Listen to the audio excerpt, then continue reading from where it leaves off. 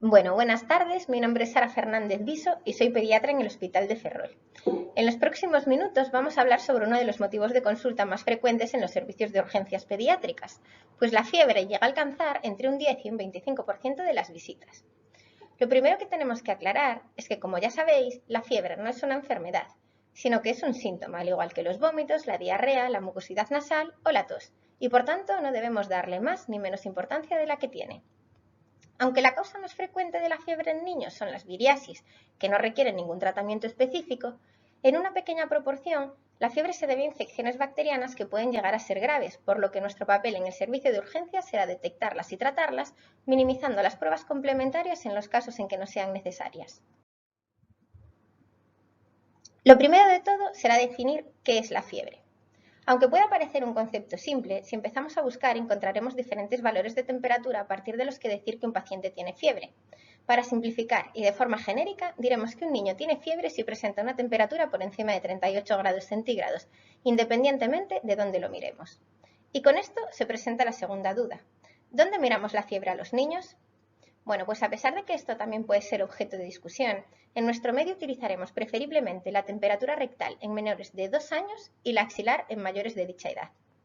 En la medida de lo posible siempre, intentaremos evitar los dispositivos que permiten la medición de la temperatura óptica o de la frente, mediante infrarrojos, ya que con ellos la temperatura puede llegar a variar más de 1 grado, tanto para arriba como para abajo con respecto a la temperatura real. Por ejemplo, los termómetros ópticos funcionan a través de la medición de la energía infrarroja emitida por el tímpano y no son sencillos de colocar en niños por debajo de 3 o 5 años, debido a que su oído es estrecho y no quedaría colocada a la distancia correcta del tímpano, por lo que la lectura de la temperatura será inferior a la real. Con lo que, para resumir, nos quedaremos con temperatura rectal en menores de 2 años y axilar en mayores de 2 años. Bueno, por otra parte, otro concepto al que nos vamos a referir continuamente en esta presentación es el de fiebre sin foco. Vamos a definir fiebre sin foco como el registro de una temperatura mayor o igual a 38 grados centígrados en un paciente cuya anamnesis y exploración física no permiten identificar el origen de la misma. Y en relación con esto, es importante no considerar como posible origen de la fiebre signos o síntomas inespecíficos como pueden ser la hiperemia de orofaringeo de los tímpanos, la rinorrea serosa leve o los vómitos aislados. Y sobre todo, lo más importante es que no debemos de achacar nunca la fiebre a la erupción dentaria. Muchas veces escuchamos, ¡ay, pobrecito, está con fiebre, seguro que es de los dientes! Y nada más lejos de la realidad. En la época de la dentición, a partir de los 6 meses de vida aproximadamente, es muy frecuente que los niños tengan alguna infección, fundamentalmente vírica, y es por ese motivo por el que muchas veces asocia la gente la fiebre a la salida de los dientes. Otros conceptos que vamos a definir antes de entrar en el abordaje de la fiebre sin foco es la infección bacteriana invasiva. Definimos infección bacteriana invasiva como aquella infección en la que se aísla un patógeno bacteriano en un líquido estéril como la sangre, el líquido cefalorraquídeo, el líquido pleural o el líquido articular. El neumococo es la primera causa de infección bacteriana invasiva en pacientes de entre 3 y 24 meses con fiebre sin foco y buen estado general, aunque es verdad que en los últimos años se ha objetivado un aumento de gram negativos tras la introducción de la vacuna antineumocócica conjugada en el calendario de vacunación. Otro concepto es el de infección bacteriana potencialmente grave. Esto se refiere, además de a las IBIS, a las infecciones en las que aislamos un patógeno bacteriano en orina o heces, es decir, las infecciones de orina o las gastroenteritis, así como las sospechas clínico-radiológicas de neumonía bacteriana. Hablamos de bacteriemia ante la presencia de un patógeno bacteriano en sangre. Y por último, de bacteriemia oculta ante la presencia de un patógeno bacteriano en sangre en un paciente asintomático con buen estado general y sin foco evidente. Y ahora sí, hablemos del paciente con fiebre. La aproximación al niño febril debe dirigirse a buscar signos de gravedad o de alarma y estará determinada por el estado general, la edad y la presencia o no de focalidad. Para valoración del estado general nos basaremos en el triángulo de evaluación pediátrica que ya os han explicado. En caso de estar ante un paciente que presenta un triángulo de evaluación pediátrica inestable, debemos estabilizarlo primero y valorar actuar según el protocolo de sepsis o el que corresponda, pues debemos saber que el aspecto séptico, sobre todo en un paciente menor de 3 meses, puede deberse a causas no infecciosas tales como cardiopatías, malos tratos, deshidratación, abdomen agudo o enfermedades metabólicas, entre otras. Ante un paciente estable con buen estado general y fiebre sin foco, actuaremos según su edad. Esta división teórica por edades se debe fundamentalmente a la diferente etiología y epidemiología de las infecciones según la edad y que a menor edad más riesgo de infección bacteriana potencialmente grave con menor expresividad clínica.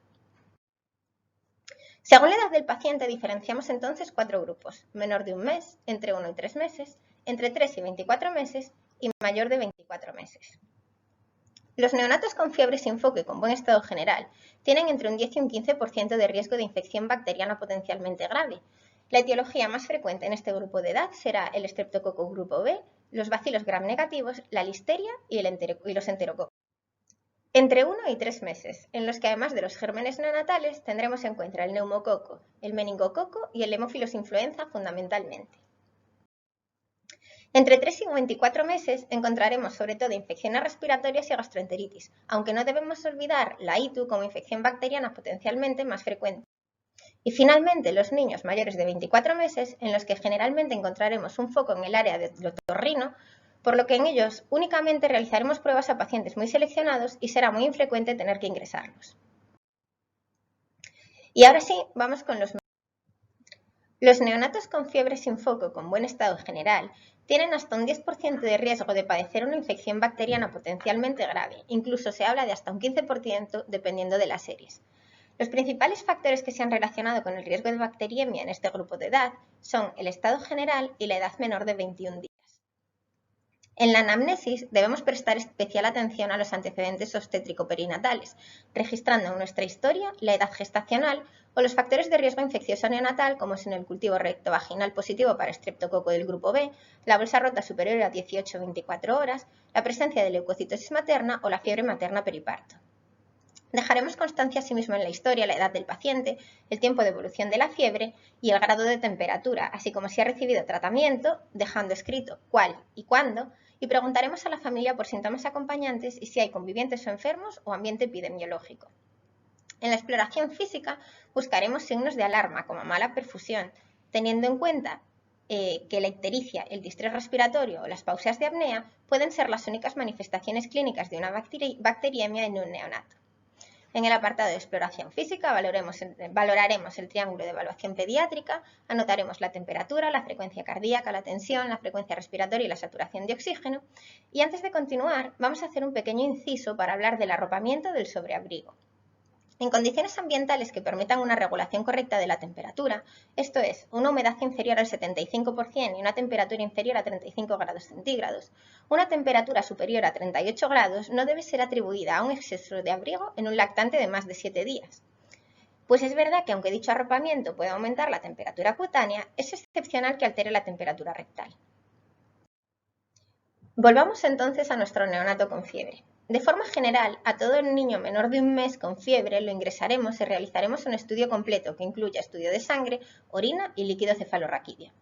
En este grupo de edad, los resultados de los test virales no van a alterar nuestro manejo y elegiremos la antibioterapia en función de la citoquímica del líquido cefalorraquídeo. No debemos olvidar que la deshidratación, por ejemplo secundaria a hipogaláctea, puede producir fiebre, por lo que se debe tener en cuenta en el diagnóstico diferencial.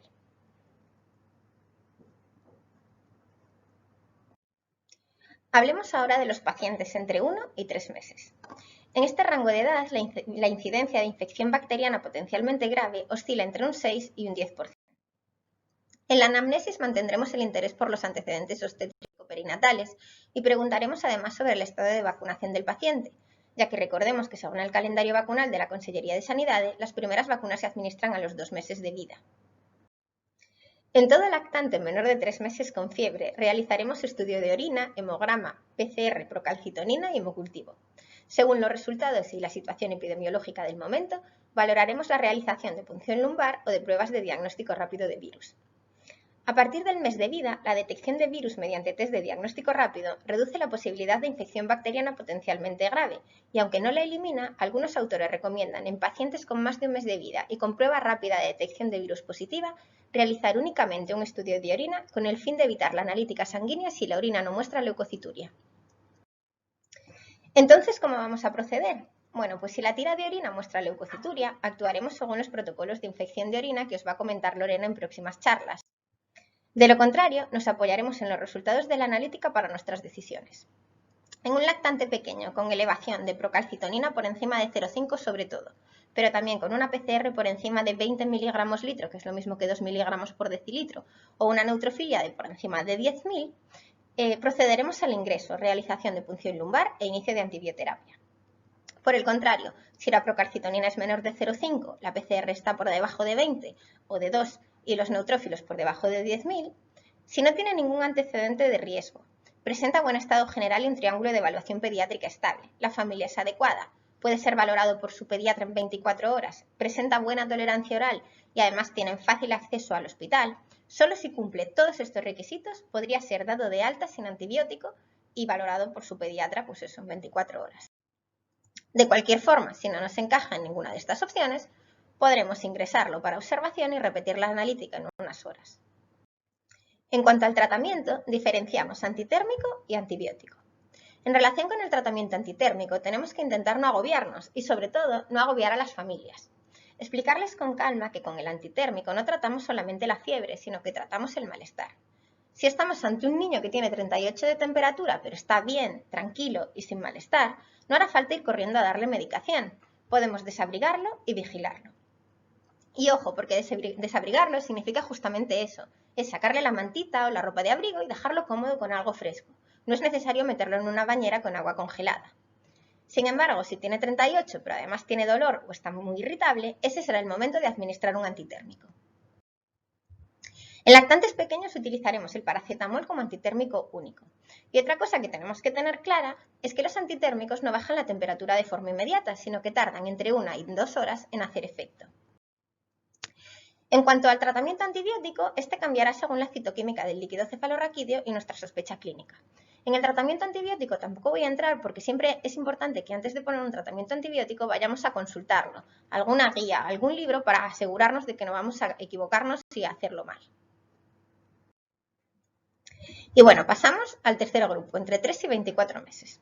En este grupo de edad, la mayor parte, como ya hemos dicho, serán infecciones virales, respiratorias o gastrointestinales, pero es verdad que no debemos olvidarnos de la infección de orina como principal infección bacteriana potencialmente grave.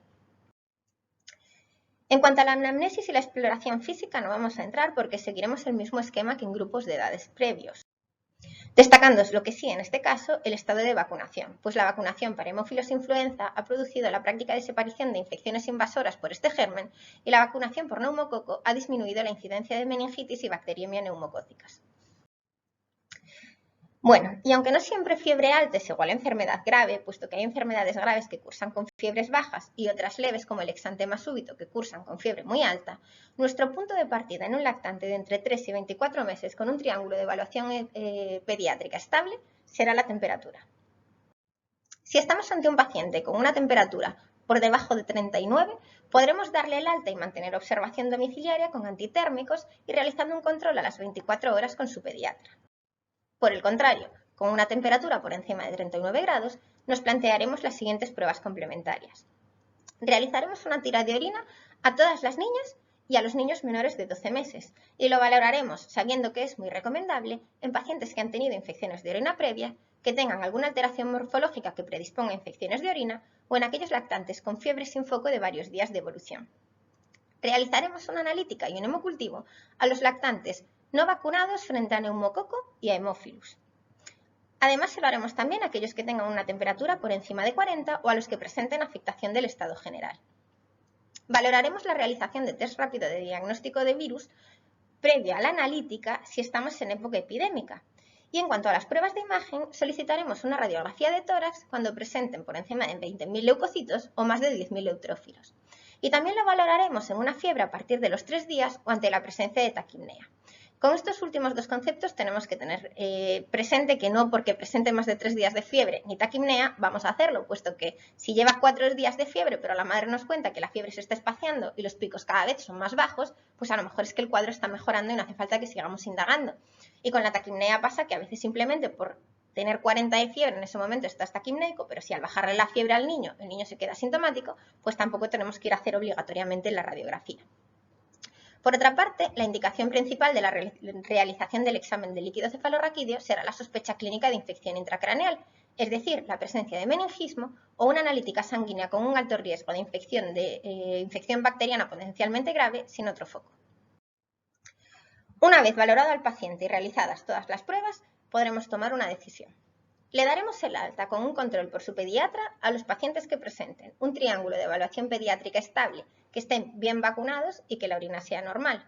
También a los que presenten un triángulo de evaluación pediátrica estable, que no estén vacunados y estos, además de una orina normal, han de tener una analítica sanguínea sin elevación de reactantes de fase aguda. Y por último, a los pacientes que tengan un test diagnóstico rápido de virus positivo y que nos parezca justificado el motivo de la fiebre. Un grupo intermedio será aquel al que, cuando el paciente está estable pero presenta una elevación de biomarcadores, podremos darle el alta pero administrando previamente una dosis de antibioterapia intravenosa en el servicio de urgencias y manteniendo o no, esto hay que valorarlo en cada caso, el tratamiento antibiótico oral en el domicilio. Por último, a los pacientes que presenten un triángulo de evaluación pediátrica alterado, los ingresaremos para antibioterapia intravenosa. Y ya para terminar, hablaremos de los niños mayores, por encima de 24 meses. A partir de esta edad, las infecciones víricas siguen siendo la causa más frecuente de fiebre, y las infecciones bacterianas, cuando aparecen, suelen ser localizadas y con una baja incidencia de bacteriemia oculta. Aún así, aunque la fiebre suele deberse a un foco específico, debemos siempre intentar descartar una infección grave. Aunque la mayor parte de los pacientes podrán ser dados de alta, valoraremos las pruebas complementarias sobre todo en una fiebre de más de 3-5 días de evolución o antes si aparecen datos de alarma. Ante pacientes con buen estado general y fiebre inferior a 3 días, podremos proceder al alta. Es importante recordar a las familias que no recomendamos la alternancia de antitérmicos, por lo que elegiremos el más conveniente e intentaremos utilizarlo como única opción. A partir del tercer día de fiebre sí que empezaremos a valorar la realización de pruebas complementarias en función de la duración, las características de la fiebre, el estado general, los tratamientos previos recibidos o si tenemos estudios previos. Aquí tenemos que tener en cuenta que no es lo mismo, como igual que antes, un paciente que al cuarto día comienza a espaciar la fiebre que aquel que al tercer día aumentan los picos o se hacen más frecuentes.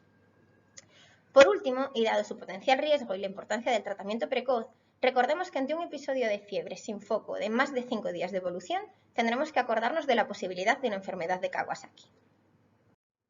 Y bueno, esto era todo lo que tenía que contaros. Espero que la charla haya sido de vuestro agrado y quedo a vuestra disposición para lo que os pueda ayudar. Muchas gracias por vuestra atención y a los que estáis con nosotros por primera vez, bienvenidos a la pediatría.